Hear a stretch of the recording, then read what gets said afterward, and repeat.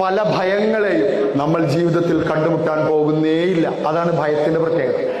നമ്മൾ പേടിച്ച പ്രേതം ഉണ്ടല്ലോ, പ്രേതം ഇന്നു വരെ കണ്ടിട്ടില്ല. ഹോസ്റ്റലിൽ ജീവിച്ചിട്ടുണ്ടോ? മനോഹരമായ ജീവിതമാണ്. ഓയ്യോ, അവിടുത്തെ വാർഡന്റെ ഭാഷ സംസ്കൃത, തുളു, കന്നഡ, പിന്നെ ചോറിന്റെ മുമ്പിൽ ഒഴിക്കുന്ന സാമ്പാർ നമ്മൾ കാണുക പോലുമില്ല. അതാണ്, നമ്മൾ കാണാത്ത സാമ്പാറാണ് നമ്മൾ കഴിക്കുക. കാരണം അത് ഒഴിച്ച അങ്ങനെ അടുപ്പം. ഒഴിക്കുന്ന ആൾ പറയുന്നത് ആ പോയതാണ് സാമ്പാർ, ഇത് അതിന്റെ കൂട്ടത്തിലുള്ള വെണ്ടയ്ക്ക. നമ്മളൊരു പ്രേതത്തെയും കാണൂല. 10ാം ക്ലാസ് പഠിക്കുമ്പോൾ എനിക്ക് പേടിയുണ്ടായിരുന്നു. ഞാൻ സൈക്കോളജി പഠിച്ച എൻ്റെ ഒരു അധ്യാപകനോട് ചോദിച്ചു, സാറേ എനിക്ക് പ്രേതത്തിനെ പേടിയുണ്ട്, ഞാൻ എന്ത് ചെയ്യണം?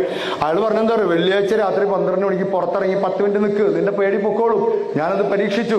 വെള്ളിയാഴ്ച കാത്തുകാത്തിരുന്നിട്ട് 12 മണി രാത്രിയായപ്പോൾ ഞാനിങ്ങനെ പതുക്കെ ഡോറൊക്കെ തുറന്ന് പുറത്തിറങ്ങി നിന്നു. അത്യാവശ്യം നിലാവൊക്കെ ഉണ്ട്. ഞാൻ നിന്നപ്പോൾ വാവ് നൈസ്, ഒരു കുഴപ്പമില്ല, ഒറ്റയ്ക്ക് രാത്രി ഒന്നുമില്ല, പ്രശ്നമില്ല, വാവ് ബ്യൂട്ടിഫുൾ. ഇതിനാണോ ഞാൻ പേടിച്ചത്? ഞാൻ ഇങ്ങനെ നിൽക്കുമ്പോൾ കുറച്ച് കഴിഞ്ഞപ്പോൾ എനിക്ക് തോന്നി പുറകിലാരോ ആരോ.